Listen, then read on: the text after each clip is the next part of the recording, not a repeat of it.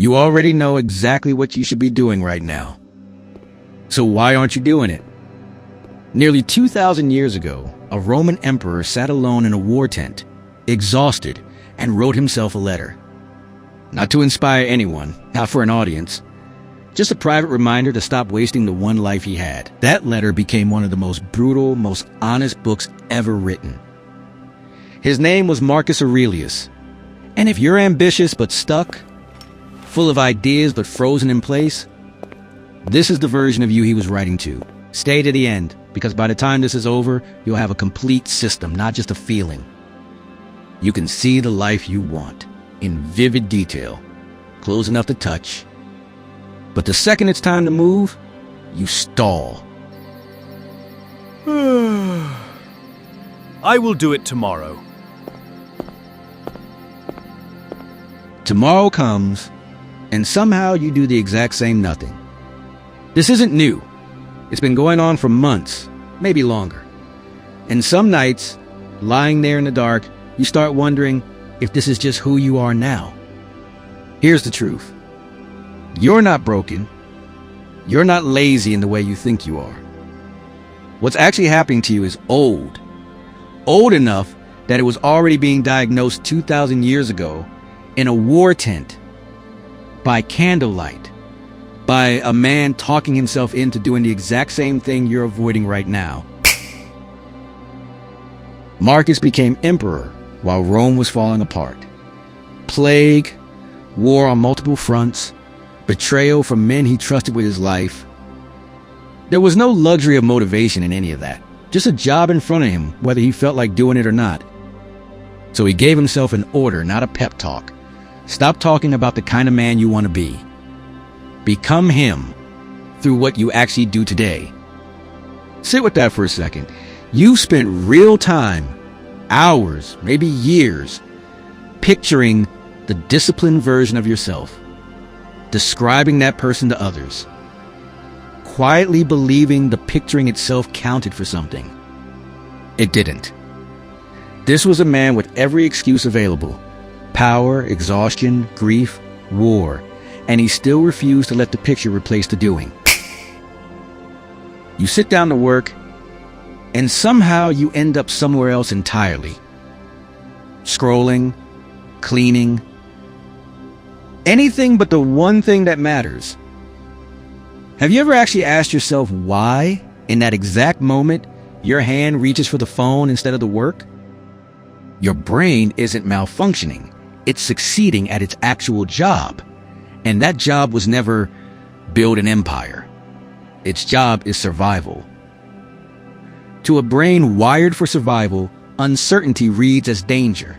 Starting something hard, something that might fail, something that opens you up to judgment, that lights up the exact same wiring that once kept your ancestors off cliffs and away from predators. So your brain hands you the exit. Something easy. Something that delivers a quick hit of relief. You take it. The discomfort fades. And your brain quietly files it away. Avoidance worked. Do it again tomorrow. So here's the real question we're sitting with. What if this was never about willpower at all? That's not a character flaw. That's ancient wiring running in a world it was never built for. Here's the part almost nobody learns in time. You don't have to obey every signal your mind sends you. There's a line from the emperor's private writings that cuts straight through this. You hold power over your own mind. Not the plague outside your walls, not the war at your border, not what other men choose to do. Your response, every single time, that one idea is the foundation of everything he built. And it's the exact thing standing between the life you keep imagining and the one you're actually living. Because there's a second trap hiding underneath all of this, and almost nobody names it out loud. It isn't that you're afraid of failing. You're afraid of trying completely, nothing held back, and finding out that even your full effort wasn't enough. As long as you never really try, the fantasy survives. You get to believe, privately, that you could succeed if you really wanted to. That belief is the most comfortable lie you've ever told yourself. In a minute, you'll see exactly how this same man dismantled that lion himself using nothing but a pen and a war tent. But first, there's a second excuse that's been running quietly in the background of your life, and it needs to be named. You've probably decided you're just not disciplined enough. That other people were born with something you weren't. That if you could find the right amount of motivation, everything would finally click. Marcus would tell you that's backwards. Motivation is weather. It shows up when it wants and it leaves the same way. You cannot build a life or an empire waiting for good weather. What this philosophy is built on isn't motivation. It's discipline, treated like a daily drill, not a mood. No waiting to feel like leading troops. Just getting up and leading them, feeling or not, because the job doesn't check your mood before it needs doing. There's a quieter trap too. Perfectionism. You hold such a precise picture of what success looks like that anything less feels like humiliation. So you wait for the perfect plan, the right conditions, the moment you finally feel ready. That moment isn't coming. There were no ideal conditions here either, just plague, war, and grief, back to back for nearly 2 decades. And still the work got done. Waiting for the perfect moment isn't patience. It's fear wearing a disguise. Remember that fear from earlier? Trying fully and still not being enough? This gets faced head on, but from the opposite direction. Death shows up constantly in these private writings. Not out of morbidity, out of clarity. Time is the one resource nobody gets to negotiate more of. The real tragedy was never dying. It's living for years and never actually starting. Read that twice. Not failure. Inaction. That's the actual danger. And it's the one danger almost nobody prepares for because it doesn't feel like danger. It feels like safety. It feels like waiting. It's neither. If this is landing, if some part of you just recognized itself in this, stay with me, because the next part is where this becomes something you can actually build a life on. Subscribe now if you want more breakdowns like this one, because what comes next is the entire reason this book survived 2,000 years. It isn't philosophy for its own sake.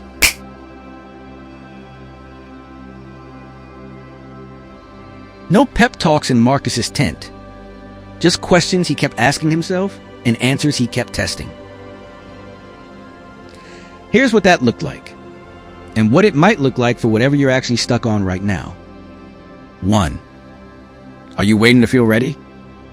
Most people wait until they've achieved something to believe they're capable of it.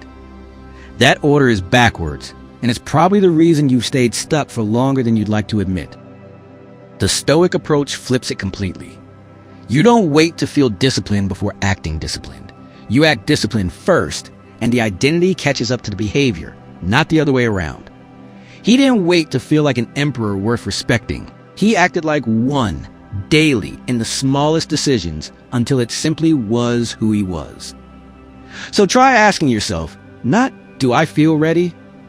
But what would the version of me who already did this actually do next? Then do that one thing. Before you feel ready, before you feel like, before the results show up to convince you. 2. Have you actually looked at the room you're trying to focus in? Willpower alone was never the answer, and it never will be. You cannot think your way out of a bad environment any more than you can talk yourself warm while standing in a freezer. The room has to change, not just your mindset inside it. This is nothing new. The Stoics understood control obsessively, dividing everything into what's yours to command and what isn't. Your environment sits firmly in the category you control. So here's a question worth asking honestly. What's within arm's reach of you right now that you reach for instead of the work? If distraction is that close, you will reach for it every time, no matter how much willpower you think you have. So don't rely on resisting it. Remove it once. Put your phone in another room.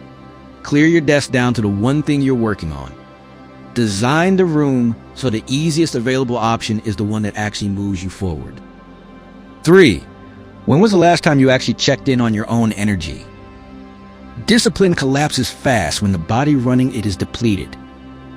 This isn't weakness, it's physics. A tired body cannot sustain a sharp mind indefinitely, no matter how much willpower you think you have in reserve. He led armies in his 50s, sick for years with what historians believe was a chronic illness, and he still tracked his physical state as seriously as his mental one, because he knew one collapses without the other. Sleep, movement, and basic physical discipline aren't separate from ambition. They're the foundation underneath it. So ask yourself, is this actually a motivation problem, or have you just been running on empty and calling it laziness? 4. What if the goal isn't the giant leap, but the next small one? Grand transformation isn't how change actually happens, no matter how the story gets told afterward. It happens through small actions, repeated until they compound into something unrecognizable from where you started. This lines up precisely with the Stoic instinct to stop rehearsing and start moving on something small immediately. Don't aim for the perfect version of the habit on day one. Aim for a streak, a small, repeatable action, done again tomorrow and the day after that. Momentum isn't a feeling you wait for. It's a mechanical result of repetition, and it starts the moment you stop waiting for the big leap and take the small step in front of you instead. 5. Who actually knows about the thing you're trying to change? Private commitments are easy to quietly abandon. Nobody's watching, so nobody notices when they slip. Public commitment changes the entire equation, because now the cost of quitting includes something you actually care about protecting: your word. Here's what's easy to miss about the Emperor's private notebook. It wasn't just personal reflection. It was accountability, written down where he'd have to face it again the next day, in his own handwriting, in his own words. He held himself to standards he'd stated to himself in ink. You don't need an audience of thousands. You need one person who will ask you how it's going, or one written page you'll have to look at again tomorrow. So who's that person for you, or what's your version of that page? 6. What if your last failed attempt wasn't actually proof of anything? Buried children, lost wars, betrayal from trusted men, none of it was ever treated as proof to stop leading. Your first attempt is going to be rough. That's not a sign to quit. That's just what a first attempt looks like for everyone who has ever built anything worth building. 7. Can you let yesterday go without using it as permission to quit? Those private pages are brutally honest about failure, the temper, the procrastination, the weak moments. Then, without wallowing, the work resumed the next morning. Not endless guilt, not empty self-forgiveness either, just an honest accounting followed by action. The version of you that's still waiting. You spent a long time picturing who you could become. That picturing already did its job. It showed you the direction. What's left is only the doing. One unremarkable action at a time. On days you feel ready, and on days you very much don't. You are not lazy. You are not broken. You are, right now, simply unpracticed at choosing the harder thing over the easier one. That's a skill, not a trait, which means it can be built the same way it was built 2,000 years ago. One written page, one hard morning, one small refusal to quit. Repeat it until it becomes who you are instead of who you're hoping to become. Stoicism was never meant to sit on a shelf as a quote you admire. It was built as a working system for exactly the moment you're in right now. Rome wasn't calm before you started leading it. Don't wait for your circumstances to calm down before you start either. So when you close this video, go do the one small thing you've been avoiding. Not tomorrow, not when you feel ready. Now, and one last thing, please subscribe to this channel and like this video.